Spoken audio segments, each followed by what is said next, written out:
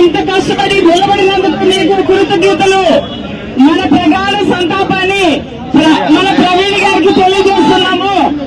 ఇప్పుడు శవ పంచాయతీ వారి యొక్క రక్త బంధువు అయిన అన్నయ్య గారు స్టేట్మెంట్ ఇచ్చారు.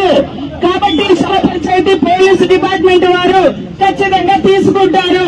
పొద్దున్న ఆ శవ పంచాయతీ అయిపోయిన వెంటనే మన సూపరింటెండెంట్ గారు సిఎస్ఆర్ఎంఓ గారు ఖచ్చితంగా ఒక డాక్టర్ గారు వేసి పిఎంఓ ఇచ్చి మనకు పిఎంఓ చేయించి ఏమి జరిగిందో అని పోలీసు వారికి రిపోర్ట్ ఇస్తారు. ఇది రూల్ బేస్డ్. అందుకని మనం అర్థం చేసుకుంటాము. Thank you.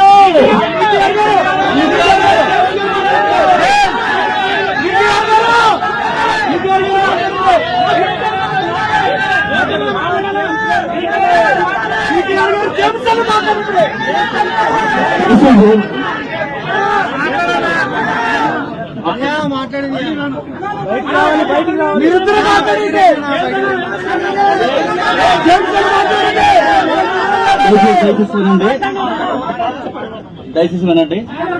కొంచెం మనం నేను చెప్పేది ఒకసారి దయచేసి వినండి. ఇప్పుడు ఏదైతే మనకి రిటైర్ సిఐ గారు ఎవరైతున్నారో సార్ రాసిన రిపోర్ట్ అంతా మీరు చదివారు కదా. దయచేసి వినండి. మనకు అనుమానాస్పదమైన ఆ పదం అనేది మనం కోరుకున్న పదం, అది ఖచ్చితంగా అది రికార్డ్ చేశారు. రెండవది, అనేకమైన గాయాలు ఆయన దేహం మీద ఉన్నాయన్న పదం కూడా రాశారు.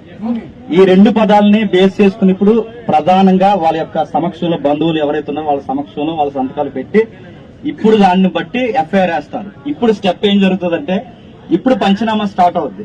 అంటే మనం ఏదైతే అనుమానం చేస్తామో ఆయన నిజంగా బండి మీద పడిపోతే గాయమైందా, లేదంటే దేనితోన్నా కొడితే గాయమైందా, ఇవన్నీ పంచనామాలోనే తేలుతాయి.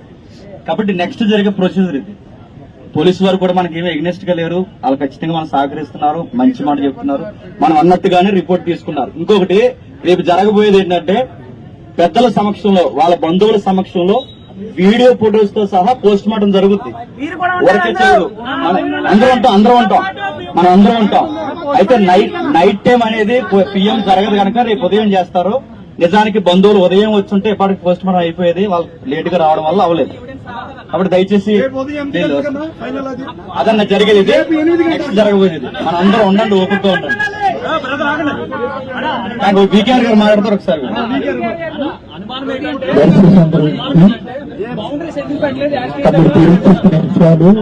యథాతథంగా లోపల జరిగాయి.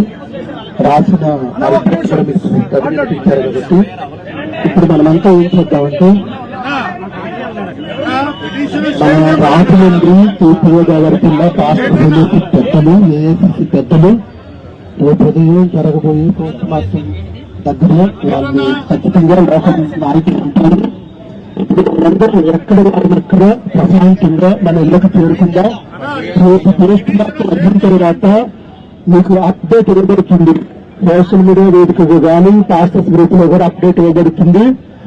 దానిని బట్టి మీరంతా చేరుకునే అవకాశం ఉండొచ్చు. అప్పటి వరకు అందరూ సమయాన్ని పాటించండి. ప్రశాంతంగా ఎవరిళ్ళకి వారు వెళ్లాలని క్రీస్తు పేరిట ప్రేమతో మనవి చేస్తూ అందరికీ ప్రేమపూర్వకమైన వందనములు తెలియజేస్తూ, ఒకవేళ పోస్ట్ మార్టం రిపోర్ట్లు ఏదైనా అనుమానాస్పదమైన పరిస్థితి ఉంటే అప్పుడు మనమంతా మరలా ఇదే రీతిగా ఐక్యత చాటుదాం, న్యాయం కోసం పోరాడుదాం. క్రైస్తవ ఐక్యత, క్రైస్తవ ఐక్యత.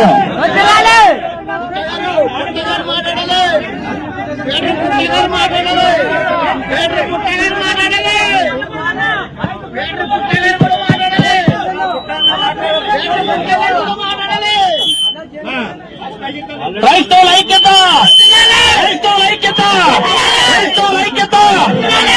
నిజంగా క్రైస్తవ వీరులుగా వచ్చినటువంటి మీ అందరి డిమాండ్ ప్రకారంగా ఇప్పటి వరకు పిటిషన్ ఇవ్వలేదు వాళ్ళు. ఇప్పుడు పిటిషన్ ఇచ్చారు. ఇప్పటి వరకు పిఎం అవదన్నారు. పిఎం మార్నింగ్ చేయడానికి మన డిమాండ్స్ అన్ని కూడా కంప్లీట్ అయ్యాయి. కాబట్టి అందరూ కూడా ఈ రోజు ఈ కార్యక్రమానికి సహకరించిన ప్రతి ఒక్కరికి వందనాలండి. పిటిషన్ కాపీ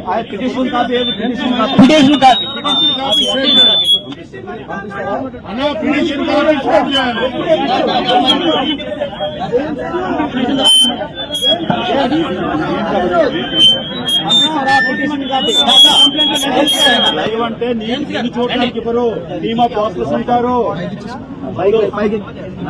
మెడికల్ టెర్మినాలజీ వేరే ఉంటుంది. నువ్వు పోస్ట్ మార్టం చూడడానికి కెపాసిటీ ఉంటుందండి. ఒక టీం ఉంటుంది. డాక్టర్ నేను డాక్టర్ గారు లేకపోతే మనం అసైన్ చేస్తాం. గవర్నమెంట్ అసైన్ చేస్తుంది. దయచేసి అందరూ కూడా వినండి ఒకసారి. మై డియర్ బ్రదర్స్, అందరికీ మీరందరూ కూడా కష్టపడి ప్రయాసపడి మన డైవిజన్లు మనం పోగొట్టుకున్నాం. ఆయన మీద ప్రేమతో మీరు అందరూ కూడా వచ్చారు. అని బట్టి ప్రత్యేకంగా వందనాలు. ముఖ్యమైన విషయం ఏంటంటే గొడవలు ఏం చేయకుండా ప్రశాంతంగా ఇంటికి వెళ్ళడానికి పోలీసులు మనకు సహకరించారు. రేపు ఉదయం పోస్ట్ మార్టం చేస్తున్నారు. రేపు ఉదయం 10 గంటల నుంచి స్టార్ట్ అవుతుంది ఆ కార్యక్రమం అంతా కూడా. ఎవిడెన్స్ అన్ని కూడా ఇస్తారు. ఎలా జరిగింది, అది ఇన్సిడెంటా యాక్సిడెంట్ అనేది రేపు మార్నింగ్ కన్ఫర్మేషన్ ఇస్తారు. కాబట్టి అందరు కూడా కామ్ గా ఎవరి ఇళ్ళకి వెళ్ళండి. రేపు మార్నింగ్ మళ్ళా మనమందరం కూడా ఇక్కడ చేద్దాము. ఇప్పుడు నైట్ వెళ్ళిన తర్వాత సోషల్ మీడియాలో ఒకవేళ లైవ్ ఇవ్వాలంటే డైవిజన్ ఎవరైనా ఇస్తారు, మీరు ఫాలో అప్ చేయండి. రేపు మార్నింగ్ ఏ టైంకి రావాలని మీకు చెప్తాము. ఇప్పుడు ఏం గొడవ లేదు. కంప్లైంట్ ఇచ్చేశారు, ఎఫ్ఐఆర్ కాపీ చేశారు. మార్నింగ్ పిఎం చేస్తారు కాబట్టి ప్రశాంతంగా వెళ్ళవలసింది ప్రేమకు మనవి చేస్తున్నాను. గొడవలు ఏమి లేకుండా ప్రశాంతంగా వెళ్ళవలసింది ప్రేమపూర్వక మనవి. Thank you. ప్రభుత్వానికి ఒకటే విన్నపం అండి. ఇట్లాగా చాలా మంది క్రైస్తవుల మీద ఉద్దేశపూర్వకంగా దాడులు జరుగుతున్న కారణంగా మనం ప్రవీణ్ ప్రగడాల్ గారికి జరిగిన విషయంలో మనం ఆలోచించవలసి వస్తుంది. అంతేకాదు ఎవరైతే బైబిల్ విషయంలో డిఫెండ్ చేస్తున్నారో వారి ప్రాణాలు కూడా ఇప్పుడున్నట్టు హెచ్చరించడం. క్రైస్తవ నాయకులు పెద్దలు ఇక్కడ మార్చురి దగ్గర ఈ రాజమండ్రి హాస్పిటల్లో జరిగినటువంటి దగ్గర ప్రధాన డిమాండ్ ఏంటి క్రైస్తవ సమాజం నుంచి అనే దానికి ఒక స్పష్టమైనటువంటిది లేదు. ఎందుకొరకనంటే యాక్సిడెంట్ జరిగినటువంటి స్పాట్ దగ్గర ప్లేస్ దగ్గర మీరు ఎక్కడైనా చూడండి, ఏ హైవేలో గానీ లేదంటే ఏ ప్లేస్ లో గానీ చుట్టూ ఒక మార్కింగ్ చేస్తారు, ఒక ప్లేస్ చేస్తారు. అందులో క్రైస్తవ్యంలోనే చాలా మెజారిటీ కోరుకునేటువంటి వ్యక్తి, చాలా ప్రాముఖ్యమైనటువంటి వ్యక్తి హత్య చేయబడ్డాడు అని మొత్తం రెండు రాష్ట్రాల్లో కూడా ఆందోళన చేస్తున్నటువంటి టీవీ9 లో ప్రెస్ అన్నింటిలో వస్తున్నటువంటి న్యూస్ విషయంలో కనీసం ఇందాక 2-3 గంటల సేపు నేను అక్కడికి వెళ్లి చూశాను. ఒక పోలీస్ గానీ లేదంటే అక్కడ ఏదైనా ఒక బౌండరీ గీసినటువంటి విధానం గానీ ఏదీ లేదు.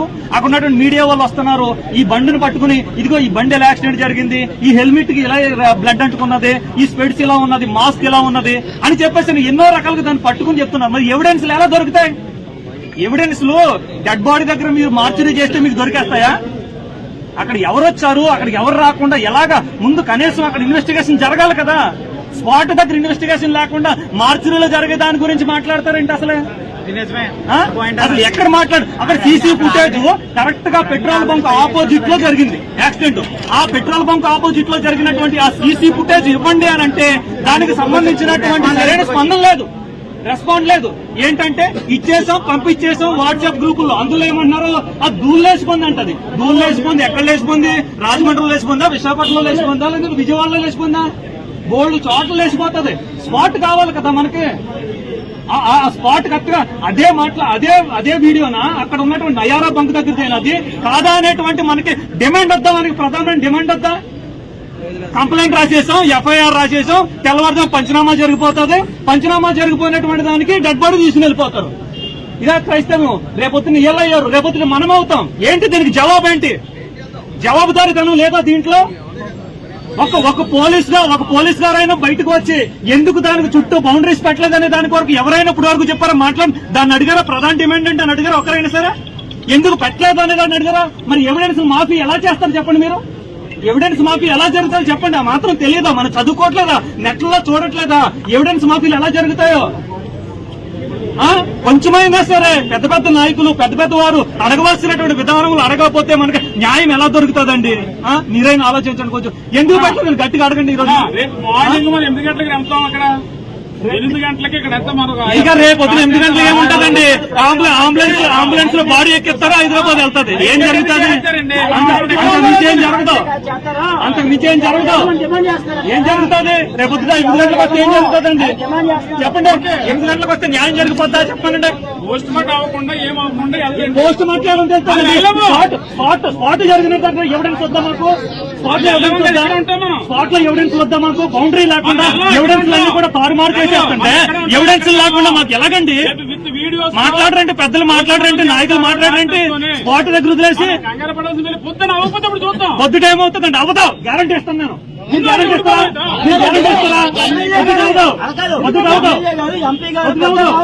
ప్రభుత్వం తరఫున వచ్చి 90% యాక్సిడెంట్ అని చెప్పి స్టేట్మెంట్ చెల్లిపోండి న్యూస్ లోనే. ఎవరైనా మాట్లాడాలంటే న్యూస్ ఛానల్ వెళ్ళవలసింది వెళ్ళిపోయింది. ఓ పక్క నుంచి ఎవిడెన్స్ సరిపోతుందంతా పోయింది. ఎవిడెన్స్ దగ్గర ఒక రకమైనటువంటి సేఫ్టీ లేదు. అక్కడ ఎవరో ఒక కనీసం ఒక కానిస్టేబుల్ గారు కూడా లేరు. ఉన్నారని చెప్పాలి. నేనుండగా 1000 మంది వచ్చారు ప్రజలు. నేనుండగా 1000 మంది వచ్చారు. ఒక్క పోలీసు లేడండి అక్కడ. ఒక్క పోలీసు గారు లేరు అక్కడ. మరి ఎలా జరుగుతుందండి న్యాయం? పోస్ట్ మార్టం దగ్గరికి నువ్వు వెళ్ళిపోయి నిలబడితే నీకేం తెలుస్తుంది? మెడికల్లో కోస్తారు. తెలియదా మాత్రం మెడికల్ గురించి? పలానా చోట యాక్సిడెంట్ అయింది తగిలింది అంటారు. ఏం తెలుస్తుంది నీకు వీడియోలోని? అడగండి, సరిగ్గా డిమాండ్ చేయండి. సరే డిమాండ్ లేకుండా వెళ్ళిపోతే మన క్రైస్తవ నాయకుల్లో ఐక్యత లేదు. ఉదయం చెప్పిన వాళ్ళు అందరూ వెళ్ళిపోయారు. నిజంగా మాట్లాడితే ఎవిడెన్స్ లేకుండా అక్కడ అడగండి. ఎవిడెన్స్ లేకుండా అక్కడ అడగండి. ఇప్పుడు కాదండి బ్రదర్ ఇప్పుడు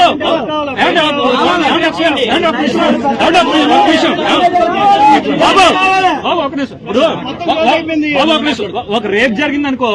రేప్ జరిగినటువంటి గదిలో అక్కడ ఉన్నటువంటి సీరం మొత్తం అంతా బ్లడ్ మొత్తం ఎవిడెన్స్ బాడీ క్లాత్ అన్ని తీసుకుంటారు కదా? తీసుకుంటారా? మరి ఎవిడెన్స్ ఎక్కడ తీసుకున్నారు చెప్పండి. దీనికి ఎవిడెన్స్ ఎక్కడ తీసుకున్నారు? చెప్పండి సార్. మీరు రేపు వచ్చి రేపు ఏం జరుగుతుంది?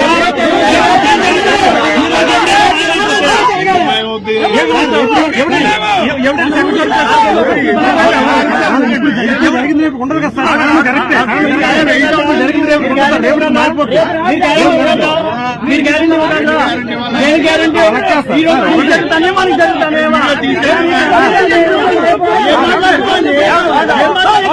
ఒకటే ఒకేసారి లోయ ఒకవేళ యాక్సిడెంట్ అయితే ఒకేసారి ఇలా పడితే బాడీ ఇలా ఎగిరి పడతాం మనం. అంతే కదా? అంతేనా? ఇలా పడితే బాడీ ఇలా ఎగిరి పడతాం. మాత్రం కూడా తెలియదా మీకు? ఎక్కడ ఎవరు చేసి పంటలు చేసేసి బండి మీద పడేసాడు అని అడగడం లేదు మనకి. ఎందుకంటే రేపొద్దు తెల్లవారు ఏం జరుగుతుందండి?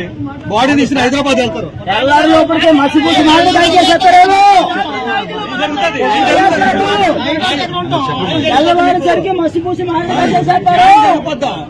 చెప్పండి. ప్రపంచంలో నిర్భయ కేసులకే దిక్కు లేదు.